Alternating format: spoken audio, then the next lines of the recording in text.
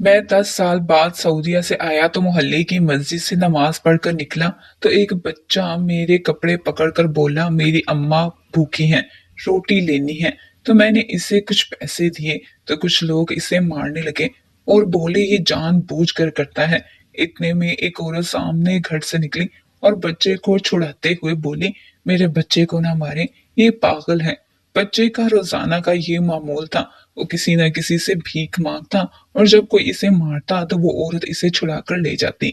अब मुझे भी वो पागल लगने लगा था, लेकिन एक दिन वो कचरे से रोटी उठाकर घर गया तो मैं भी इसके पीछे अंदर गया। तो सामने का मंजर देखकर मेरी रूह कांप गई, क्योंकि वहां पर तो मैंने आज 10 साल बाद पाकिस्तान में कदम रखा था। पहला कदम रखते ही मेरे जज्बात मेरे काबू में न रहे और मेरी आंखों से आंसू निकलने लगे। अपना मुल्क चाहे जैसा भी हो, वो अपना ही होता है। जो आज़ादी अपने मुल्क में होती है, वो दूसरे मुल्क में हरगिज नहीं मिलती। मैं अपनी पुरनम आंखों को साफ करते हुए एयरपोर्ट से बाहर आया। मुझे याद था आज से 10 साल पहले जब मैं सऊदिया अरब जा रहा था, मेरे अम्मी और अब्बू दोनों मुझे यहाँ पर छोड़ने के लिए आए थे। वो वक्त किसी फिल्म की तरह मेरे दिमाग में चलने लगा। राशिद पुत्र मत जाना, हमने तो सोचा था इस बार तेरी शादी देखेंगे।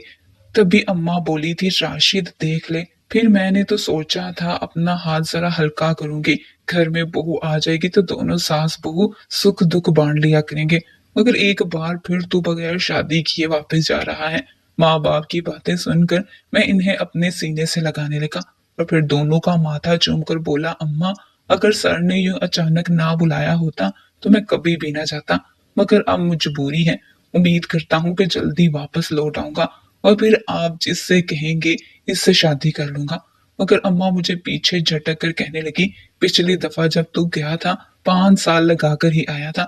मैं जानती हूँ ना, एक दफा तो चला जाए तो फिर वापस आता ही नहीं है, मगर इस बार ना जाने क्यों मेरा दिल बेचैन हो रहा है। तो यही नौकरी कर लेता, खैर से इतना कमा लिया है, घर है जमीनें हैं, यहीं पर हमारा गुजारा हो जाएगा। मगर मैं अम्मा को सीने से लगाकर कहने लगा, अम्मा मेरी वहां पर पक्की नौकरी लग चुकी है और अभी तुझे और अब्बा को हज उम्रे पर भी तो बुलाना है। इंशाल्लाह अगली दफा जब आया शादी करेंगे और फिर मैं, आप, अब्बा और आपकी बहू चारों मिलकर उम्रा करने जाएंगे। ये सुनकर अम्मा के चेहरे पर मुस्कुराहट फैली थी और आंखों में आंसू थे। मेरी भोली सी अम्मा आमीन या रब्बुल आलमीन कहती हुई मुझे सीने से लगा गई और ढेरों दुआएं देते हुए बोली, इस बार जल्दी आना, मुझे तो मेरी सांसों का भरोसा नहीं रहा, बस मरने से पहले तेरी खुशियां देखना चाहती हूँ। ये ना हो कि तू आए और मैं उठकर तुझे सीने से लगाने के लिए इस दुनिया में ही न रहूं। अम्मा की ये बात मेरे दिल में चुभी थी। फौरन इनके लबों पर हाथ रखा और सीने से लगाकर रोने लगा। कहने लगा कि अम्मा ऐसी बातें ना करो, वरना वहां जाकर मेरा काम में दिल नहीं लग पाएगा, मेरा ध्यान तेरी तरफ ही रहेगा। अम्मा फौरन बात बदलने लगी और अपने हाथ के बने लड्डू और अचार मुझे खाने की हदायत करने लगी। तभी मैं जाते जाते अब्बा को सीने से लगाकर रुखसत होने लगा। मेरे अब्बा बड़े ही मजबूत असाब के मालिक थे। कभी खुलकर उन्होंने अपने जज्बात का इजहार नहीं किया था, मगर इस रोज जब उन्होंने मुझे सीने से लगाया तो यूं लगा जैसे उनका ये लम्स जिंदगी भर तक मेरे वजूद में समाया रहेगा, क्योंकि इस बार उनकी आंखों में भी थोड़े आंसू उमड़ आए थे। खैर मैं दोनों से जुदा हुआ क्योंकि मेरी फ्लाइट का टाइम हो चुका था। मुझे कहाँ उम्मीद थी कि मैं माँ बाप को आखिरी बार अपने सामने जीता जागता देख रहा हूँ। इसके बाद ना ही मुझे छुट्टी मिली और ना ही मैं वापस पाकिस्तान आ सका। अम्मी अब्बू अक्सर फोन कर कर कहते थे कि वापस आ जाओ, बस कर दो, मगर सर थे कि एक हफ्ते के लिए छुट्टी देने के लिए भी राजी नहीं थे। यूं ही करते करते 10 साल बीत चुके थे। आज से 2 साल पहले मुझे कॉल आई थी। मैं पिछले एक हफ्ते से अपने वालिदैन से बात नहीं कर पाया था और जब इन्हें फोन किया तो नंबर बंद था। मुझे तशवीश सी हुई थी और वालिदैन शिद्दत से याद आ रहे थे। मगर खैर फिर पड़ोस से फोन आया तो पता चला कि मेरे वालिदैन वफात पा चुके हैं। ये खबर मुझ पर बिजली बनकर गिरी थी। मैं कश खाकर गिर चुका था। कई रोज तक तो होश ही न रही। काम से छुट्टी की तो सर अलग शोर मचाने लगा था, धमकियां देने लगा था। मेरी तो इससे भी जुबान दराजी हो चुकी थी। मगर मेरा दुख आखिर कौन समझता।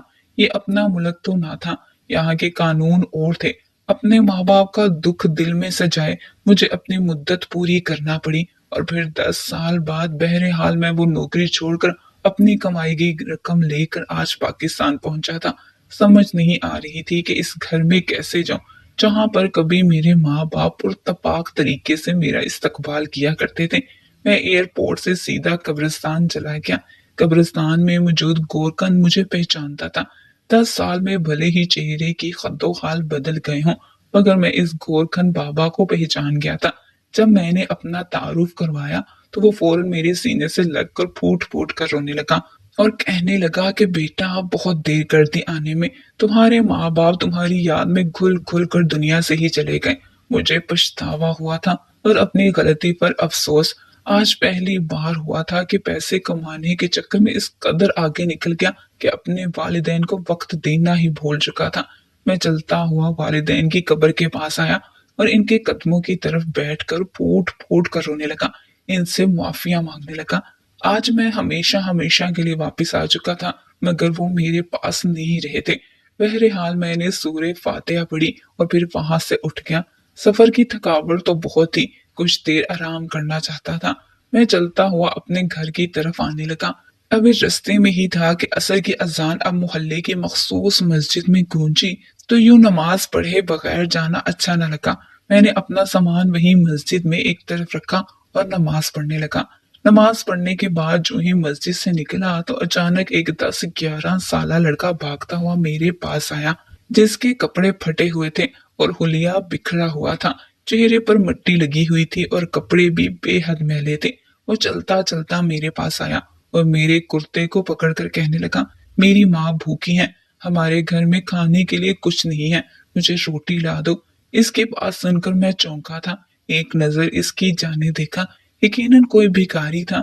जब मैं इसे देखकर कुछ ना बोला तो एक बार फिर वो मेरा कुर्ता पकड़कर खींचने लगा और बोला कि मेरी माँ घर में बहुत भूखी है, हमारे घर में खाने को कुछ नहीं है, खुदा के वास्ते हमें रोटी ला दो। मैंने ये सुना तो दिल पसीज सा गया। मैंने अपनी जेब से कुछ पैसे निकाले और इसके हाथ पर रखने लगा, मगर तभी किसी ने मेरे हाथ को पकड़ लिया था।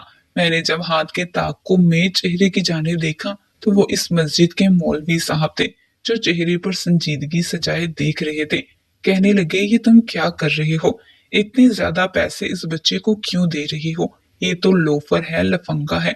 तो मैं मौलवी साहब से कहने लगा कि नहीं नहीं, ये मुझे काफी गरीब लग रहा है, भूखा है, इसलिए इसे ये रकम दे रहा हूँ।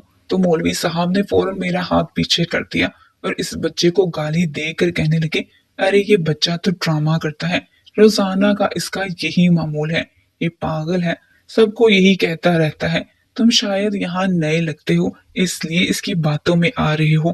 तभी मस्जिद से कुछ और लोग भी निकले और इस लड़के को घूर कर देखने लगे।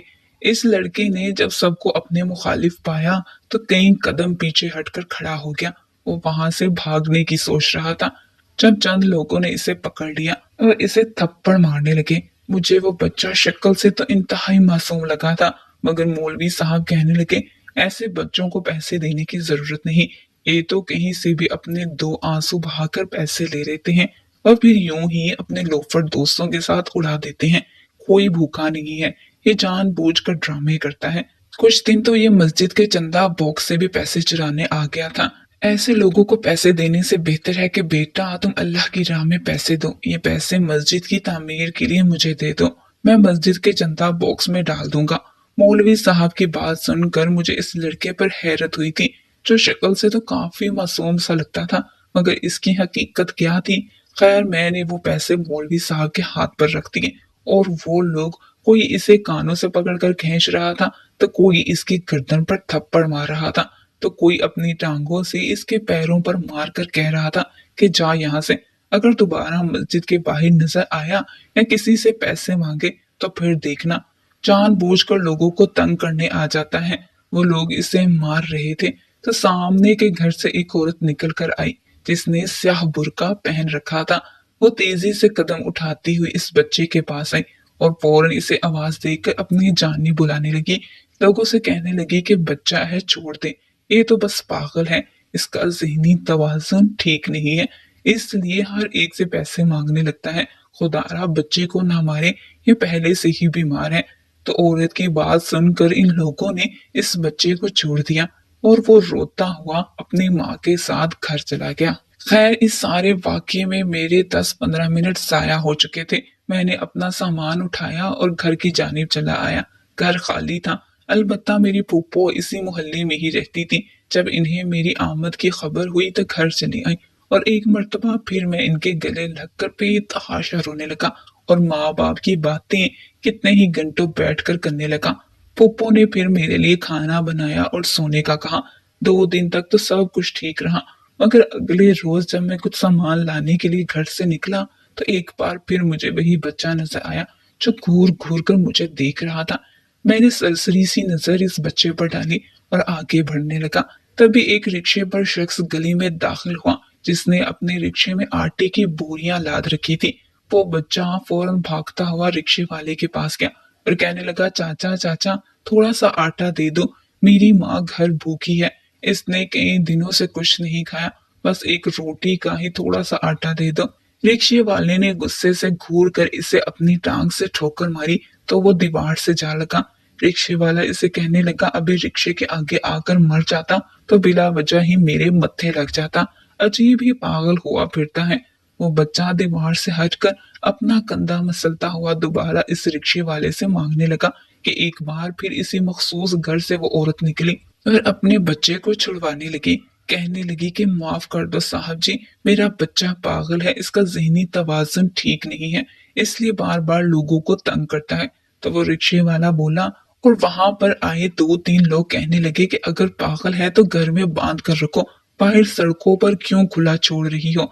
अगर किसी रोज यूं ही रिक्शे के नीचे आ गया तो लोग हमें ही कहेंगे कि हम देखने के बावजूद गाड़ी ऊपर चढ़ा गए। यूं औरत एक बार फिर इस बच्चे को अपने घर में ले गई थी। दोबारा कई रोज तक मुझे वो बच्चा कहीं नजर न आया। न जाने क्यों वो बच्चा बार बार मुझे अपनी जानिब खींच रहा था। एक अजीब सी कशिश थी जो इस बच्चे में मुझे दिखाई सी देती थी। ऐसे लगता था जैसे वो सचमुच में ही भूखा और गरीब हो, मगर ये मोहल्ले वाले आखिर क्यों इसे मारकर भगा दिया करते थे और फिर इसकी माँ भी इसे पागल कहकर वहां से ले जाया करती थी। एक रोज मैं इन्हीं सोचों में गुम बैठा था कि तभी मुझे बाहर से शोर शराबे की आवाज आने लगी। हमारे घर के कुछ फासले पर ही मस्जिद मौजूद थी और कई लोग मस्जिद के बाहर इकट्ठे खड़े थे। मैं अपने घर से बाहर निकलकर इस हजूम के पास गया और कहने लगा कि आखिर क्या मसला हुआ है, यहाँ भीड़ क्यों इकट्ठी है। तो वो लोग कहने लगे कि देखो भाई, खुदा गारत करे ऐसे लोगों को, लोग तो अब खुदा के घर में चोरी करने से भी बाज नहीं आते। देखो ना, मस्जिद में रखे चंदा बॉक्स से पैसे सारे ही गायब हैं।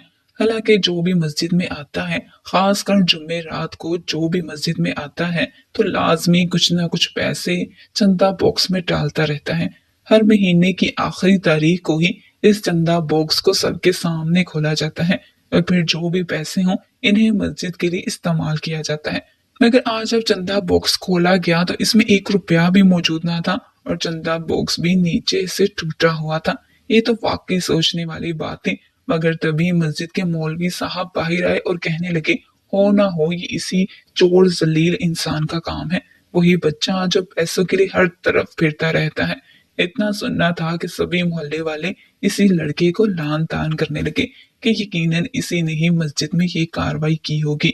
सभी लोग इसके घर के बाहर इकट्ठे हो गए और इसे बाहर आने की सदाएं देने लगे। बहुत देर तक जब अंदर से कोई आवाज न आई तो वो मजीद बिफर गए और दरवाजा खटखटाने लगे और गुस्से से बोले कि ए लड़के, बाहर आ, वरना हम ये दरवाजा तोड़कर अंदर दाखिल हो जाएंगे। मैं सबसे अलग थलग खड़ा ये सारा मंजर देख रहा था। न जाने क्यों मुझे ये कुछ भी अच्छा नहीं लग रहा था तो वो एक मासूम बच्चा ही, आम बच्चों जैसा। भला ये लोग क्यों इस कदर इस पर हकारत जाहिर कर रहे थे। कुछ देर बाद दरवाजा खुला और अंदर से खातून की आवाज आई जो कहने लगी कि भाइयों, आप लोग क्यों एक शरीफ पर्दादार खातून के घर के बाहर खड़े होकर इतना शोर कर रहे हैं। मेरे बच्चे ने ऐसा कुछ भी नहीं किया, खुदा का वास्ता है मेरे बच्चे की जान छोड़ दें, वो तो मासूम है, बच्चा है, पागल है। मगर लोग तो फौरन बदतमीजी पर उतर आए, कहने लगे कि हम कुछ नहीं जानते, इसे बाहर भेजो, आज तो हम इसे सबक सिखा कर ही रहेंगे। तुम्हें बेवा जानकर अभी तक हम तुम्हारा लिहाज कर रहे थे, मगर अब मजीद तुम्हारा लिहाज करना हमारे बस में नहीं रहा। वो औरत कुछ देर के लिए खामोश हो गई। शायद वो रो रही थी, फिर रोते हुए कहने लगी कि मैं अपने मरहूम शोहर की कसम खाकर कहती हूँ कि मेरे बच्चे ने ये चोरी नहीं की। वो तो कई दिनों से बुखार से तप रहा है और घर में बिस्तर पर लेटा हुआ है। भला वो ये सब कुछ कैसे कर सकता है? कितनी ही देर तक लोग इसके घर के बाहर खड़े होकर शोर मचाते रहे और फिर तितर बितर हो गए। मैं घर आ चुका था, मगर मेरे कानों में अभी तक इस खातून की सिसकियां गूंज रही थी। न जाने कितना दर्द छुपा था इसकी सिसकियों में, जो ये मोहल्ले वाले समझने से कासिर थे। अगले रोज जो मंजर मैंने देखा, इसके बाद तो मेरे सब्र का पैमाना लबरेज हो गया और मैं इस लड़के के घर पहुंच गया। हुआ ये था कि वो लड़का कचरे के ढेर पर मंडला रहा था। वो मुझे पहले से काफी ज्यादा कमजोर लगने लगा था। वो चलता हुआ इस कचरे के ढेर के करीब आया और इसे टटोलने लगा। तभी इसे एक शॉपर में बासी सालन और खराब रोटी नजर आई थी। इसने वो उठाई और फौरन लेकर घर चला आया। मैंने ये मंजर छुप कर देखा था और फिर इसका ताकुब करता हुआ इसके घर तक पहुंचा। मैं जैसे ही घर में दाखिल हुआ तो कुछ फासले से मैं भी इसके घर में दाखिल हो गया। वो एक छोटा सा एक कमरे का घर था।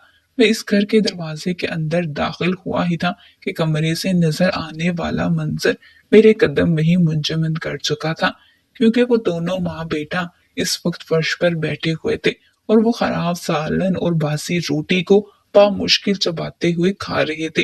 वो औरत मुसलसल रो रही थी और जबकि वो लड़का अब काइयां भी ले रहा था और पेट भरने की खातिर वो खराब सालन खा भी रहा था। मुझसे मजीद ना देखा गया।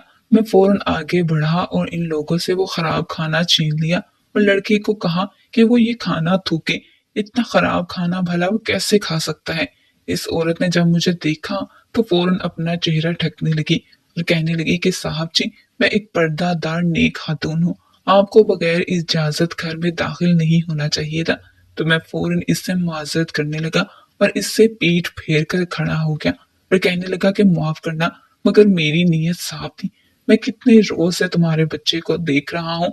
गांव वाले इसे बुरा भला कहते हैं, इसे चोर कहते हैं और तुम इसे पागल कहती हो, जबकि ये तो मुझे पागल नहीं लगता।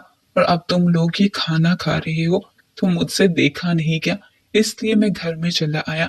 वो औरत फूट फूट कर रोने लगी थी।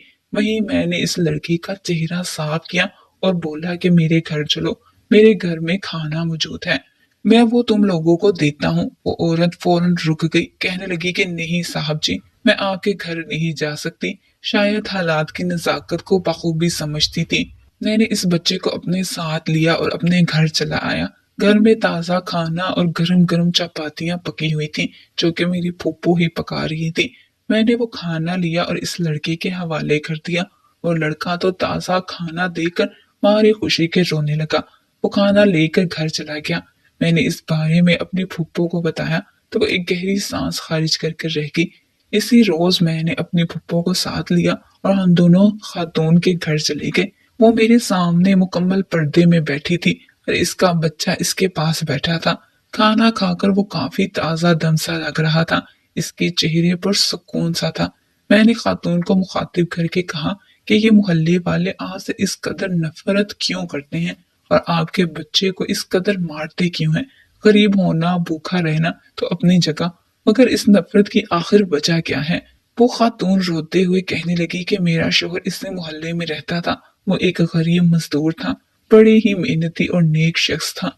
जब भी काम पर जाता तो जो भी दिहाड़ी बनती वो लेकर सीधा मस्जिद में चला जाता और फिर कुछ हिस्सा खुदा की राह में देकर वापस चला आता। एक रोज जब वो आधी रात को काम से लौटा और मस्जिद में अपनी दिहाड़ी के पैसों में से कुछ पैसे रखने के लिए गया तो देखा कि मस्जिद का मौलवी, जो कि अभी तक मौजूद है, मस्जिद के चंदा बॉक्स से पैसे निकाल रहा था। ये मंजर इसने देखा तो वह शदीद गुस्से में आ गया और कहने लगा कि शर्म करो, मैं सुबह ही सारे मोहल्ले वालों को तुम्हारे बारे में बताऊंगा और तुम्हें इस मस्जिद से निकलवाऊंगा। तुम तो खुदा के नाम पर भी ये मुनाफिकत दिखा रहे हो। मेरा शोहर घर आया और मुझे सब कुछ बताने लगा, मगर जैसे ही सुबह हुई तो मौलवी साहब ने पूरे मोहल्ले वालों को मेरे शोहर के खिलाफ कर दिया। कहने लगा कि ये वो शख्स है जो रात को पैसे निकाल रहा था और मुझे कहने लगा कि मौलवी साहब, मैं गरीब हूँ, मेरे बारे में किसी भी मोहल्ले वाले को ना बताना। इस वक्त तो मैं खामोश हो गया। मगर सारी रात मेरा ज़मीर मुझे मलामत करने लगा कि मैं कैसे एक चोर की पर्दापोशी कर सकता हूँ। ये सुनकर मोहल्ले वाले मौलवी साहब का यकीन करके मेरे शोहर को मिलकर पीटने लगे। सब इसे चोर चोर और दोगला मुनाफिक कह रहे थे। वो हर कसम उठाने को तैयार था। सब इसे चोर चोर और दोगला मुनाफिक कहकर पुकार रहे थे। वो हर कसम उठाने को तैयार था, मगर किसी को इस पर यकीन न आया। यूं इतनी जिल्लत सहने के बाद मेरा शोहर हार्ट अटैक से मर गया और बस मेरा और मेरे बच्चे का बुरा वक्त शुरू हो गया। इस वाक़ये को 1 साल बीत चुका है, मगर अब मौलवी साहब के कहने पर मोहल्ले वाले मेरे बच्चे के पीछे पड़े हुए हैं। हम भूखे हैं, गरीब हैं, मगर किसी को हमारी परवाह नहीं। इस बेवा मुखलिस औरत की बात सुनकर मेरा दिल भी शदीद परेशान हुआ था। गांव वाले तो मौलवी साहब पर अंधा यकीन करते थे। इन्हें तो इस बात की खबर भी ना थी कि ये सब कुछ मौलवी साहब खुद ही कर रहे हैं और इल्जाम इस मासूम बच्चे और इसके बाप पर लगता रहा। खैर, मैंने इसी रोज गांव वालों को हकीकत से आगाह किया। कुछ तो यकीन कर गए, मगर कुछ ना माने। वक्त के साथ साथ मौलवी साहब की हकीकत इनके सामने खुलकर आ गई, तो फौरन इस मौलवी साहब को मोहल्ले से निकाल दिया गया। फूफो मेरे लिए लड़की ढूंढ रही थी, मगर मैं इनसे कहने लगा कि मेरी भी अब काफी उम्र हो चुकी है, मेरे लिए लड़की मिलना अब मुश्किल है। वैसे भी मैं चाहता हूँ कि इस गरीब खातून से शादी कर लूं, यूं इसे भी एक महरम मिल जाएगा और इसके बच्चे की भी अच्छी तालीम और तरबियत और अखराजात पूरे हो जाएंगे और अल्लाह ताला अलग मेरी जात से राजी हो जाएगा। यूं मैंने इस खातून से निकाह कर लिया और अब अल्हम्दुलिल्लाह इसके साथ खुश खुर्रम जिंदगी गुजार रहा हूँ।